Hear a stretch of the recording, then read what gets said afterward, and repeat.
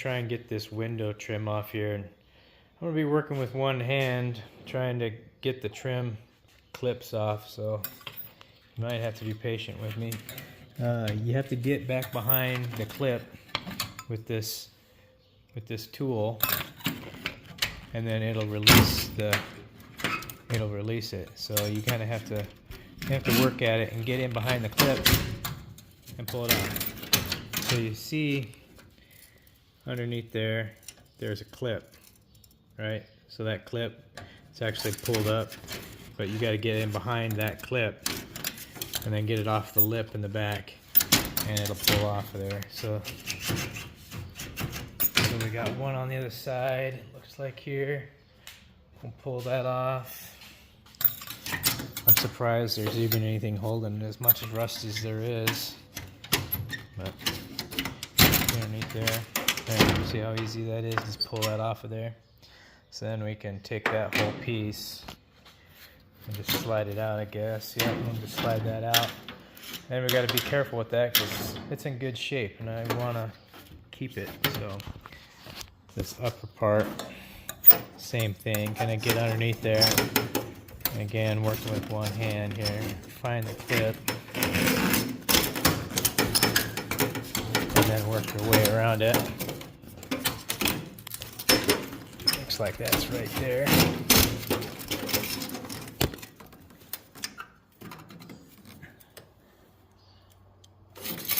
Right there.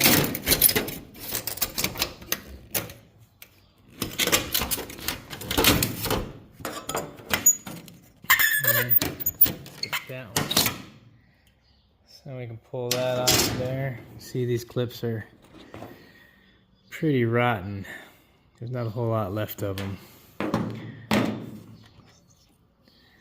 But the tangs are still intact there, so if I can... I don't know what's salvageable there. This is the first time I've looked under here, so you're seeing it at the same time I am. But there's not a whole lot left. It's pretty rotten in there. So this is all gonna have to be replaced. A lot worse than I had anticipated it being. I knew it was gonna be bad, but I wasn't realizing that everything was gonna be gone. You can see, you know, there's just nothing. That window is absolutely resting on nothing. So I may be replacing these quarters. I know I didn't really want to have to replace the quarters, but okay, get that trim off easy enough. A lot more intact on this side than the other side, but still, you know, this has the same problem here. There's just nothing there. So it's either I get a donor window frame and then just splice it into the quarter, which the quarter's got some issues too, right? There's a rust hole here, and then obviously we have a rust hole down there.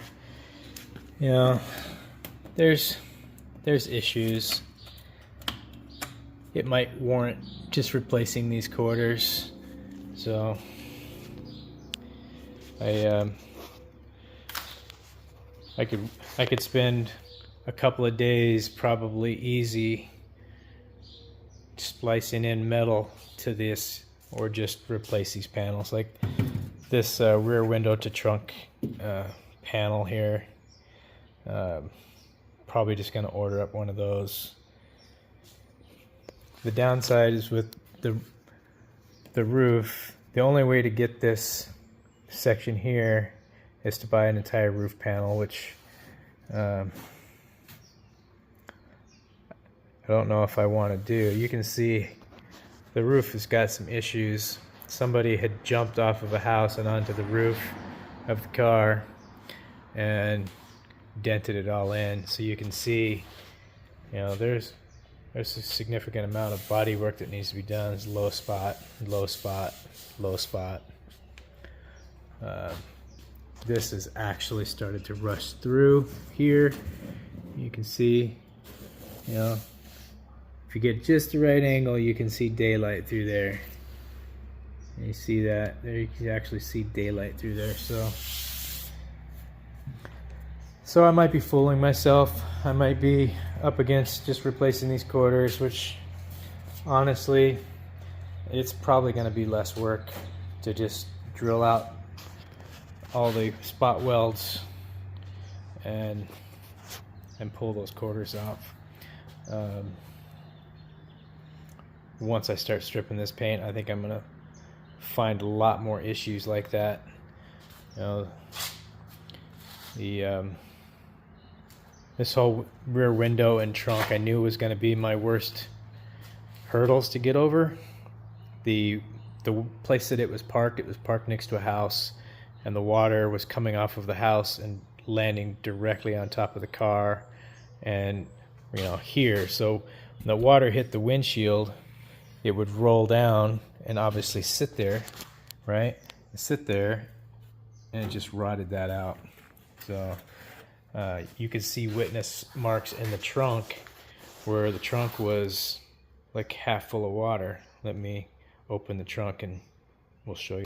Okay, I got the trunk cleared off, and then remember, I don't have a key, so I gotta go in and do it the old-fashioned way. So boom, there's my key, and I can open it. But if you look in there, see those rust marks in there? You can actually see where water was sitting. This, probably at one time was sitting, with 3 inches of water in it or more.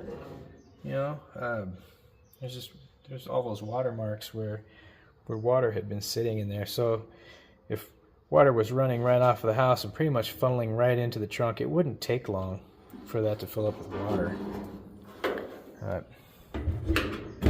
Anyway, wanted to show what I'm up against on that rust repair, which, like I said, it's going to be, I put a gas tank in it. That tank is going to have to come out, obviously. So get the tank out, cut out the floor, or the trunk floor. I don't know, I haven't gotten a really good look. Let me get under here and look. I haven't gotten a really good look at what the braces look like. I think the braces are going to be fine. I don't think the braces are rotted. So I think they're salvageable. Obviously that trunk floor is toast, but you look at these supports and they're pretty intact. I don't see them getting a whole lot worse at the front end, but there's really not a whole lot of rust under here. It's not great. It's not horrible. I start drilling out the spot welds and get that floor out of there. I don't know if I'll drill them all. I've seen some videos of guys using an air chisel, so I may just use an air chisel to get under there. But oh, I know what else I wanted to show you. Hold on. So I wanted to show this tool to get the trim off. I didn't have this tool, so I had to get it off. I just bought this this week and got it off of Amazon. It wasn't very expensive, like $12 or $13, but man, it worked great. It took me all of 2 minutes to get that trim off, and completely intact. Right, I didn't bend any of it, so well worth the $13. I imagine somebody could do the same thing with a butter knife or some something sharp to get in there and just pop that out. It's really all you're doing is getting behind this clip. You get behind that clip and you're just releasing the trim from that lip on the back of it. So it's really not that difficult. We may start taking off the rest of the trim here shortly, and I'll get another video of that. So I know I had talked a little bit about just what the condition was of this paint, and I had some people express interest when I took this to a car show a little while back that said, man, you can't buy that kind of patina, you should leave it. But it was flaking off so fast that I was kind of afraid that it would all eventually just flake off. But so I took a razor blade, right? I have got this razor blade scraper, works good. So I just put it on there, And the first time I went to do it, I just really lightly gave it a scrape, right? You can see just completely effortlessly remove the paint from this thing. So there really wasn't any saving this paint. There was a couple comments, just shoot it with clear coat. Shoot it with clear coat and be done with it. Save the patina. And the car just deserves better, right? It deserves to be refinished. So I think the right thing to do is probably, you know, media blast the whole car and take it down to metal, and then just, you know, immediately get it primed. But I just wanted to show what kind of condition that paint was actually in, and it was just not adhered at all, just falling right off. It's actually pretty satisfying to just flake it off. It's kind of, to me, it's addicting. It's kind of like getting after a scab that you've had and just have to come out. You can see, you know, that's one pass. Another, right? Just coming right off. That's how quick and easy this was coming off. So, you know, I got after the other side. I actually got after the trunk. And it was more like just once I started peeling that scab, I couldn't stop. So I'm gonna keep working at it. I'm gonna peel off a little bit more and see what else I can uncover. All right, so I've got the rest of the trim off, and I think I'm just gonna go ahead and pull the window out, because it doesn't appear that it's even connected to anything anymore. It's pretty loose. Loose all the way around there. Loose all the way around there. Yeah, see, I'm gonna be able to just pull this all the way off there. So before I break it, I'm gonna stop video here because I'm the one-armed bandit doing this, but that adhesive was done holding a long time ago. There's nothing even holding anymore. So there's a little sneak peek of what that package tray looked like. Not a whole lot left of the edges. Again, we're gonna free up my other hand here. Stop videoing for a second. All right, there she's out. So get a quick peek at just what the damage looks like. You can see there's nothing left. I did buy another package tray, so I have the package tray. I'm gonna get online. I think there was a little bit of a wait on getting this piece here, this window to trunk panel. They weren't in stock. At least Original Parts Group didn't have it in stock at the moment. We'll see. I'm gonna get some opinions of a couple of my body guys and see if they think this roof is worth salvaging or try and find a donor. The quarters, I really don't think there's any salvage. They're completely gone. The passenger side isn't as bad, and it's actually only this window frame that's rotted on this side. The rest of the quarter panel is in good shape, really. You know, there's no rust spots down low. It's completely straight. I got one small dent right here. You can kind of see that was, I get the focus. You can see there was something that struck that and dented that. But this side, it's just too substantial, I think, to really try to save that. But so we're inside the trunk here. Obviously this is a little bit better view of what's going on inside of this. You can see this extremely thin and full of holes, just full of rust down here, right? I hadn't even gotten the vacuum in down here, so it's just completely rotted. There's nothing left, really. So I think that story's being told. You're gonna have to replace that. As you can see, this package tray is gone. Even that hinge is gone. The mount, that support bracket there that goes down to the trunk well, or the wheel well, that's all needing to be replaced. This side, a little bit cancer, but I think it's a good idea to replace all that as well. Getting this trunk pan out of here, you can see that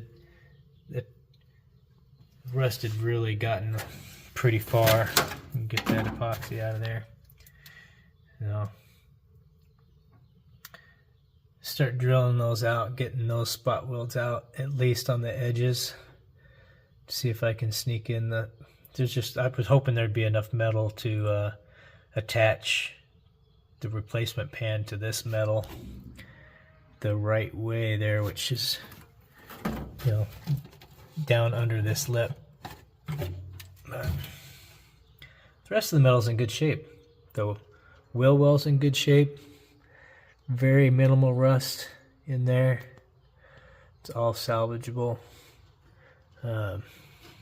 This fender, it's got a little bit of rust started in here, but it's actually pretty solid. So that's just the coating that's peeling off and then surface rust, but it's not horrible. The hardest part, like I said, is going to be getting that replacement trunk pan bedded down in with some solid metal. I don't want there to be any visible rust when I'm done here. Make sure that I don't have any rust that's going to continue.